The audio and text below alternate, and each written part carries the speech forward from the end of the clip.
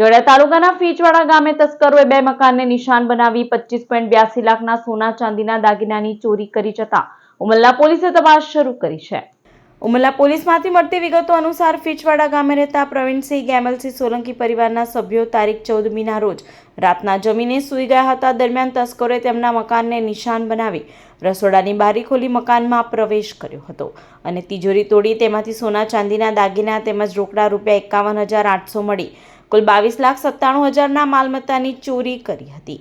તસ્કરો એટલેથી ન અટકી પ્રવીણસિંહ સોલંકીના પાડોશમાં રહેતા કૈલાશબેન મહેન્દ્રસિંહ ધરિયાના મકાનને નિશાન બનાવી તેમના મકાનમાંથી સોના ચાંદીના દાગીના તેમજ રોકડ રકમ મળી કુલ 2,84,000ના માલમત્તાની ચોરી કરી ગયા હતા। આ બંને મકાનોમાંથી કુલ મળી ₹25,82,000ના સોના ચાંદીના દાગીના અને રોકડ રકમની ચોરી થઈ હતી। આ ચોરી અંગે હરદીપસિંહ પ્રવીણસિંહ સોલંકી ઉમલ્લા પોલીસ મથકમાં ફરિયાદ નોંધાવી હતી।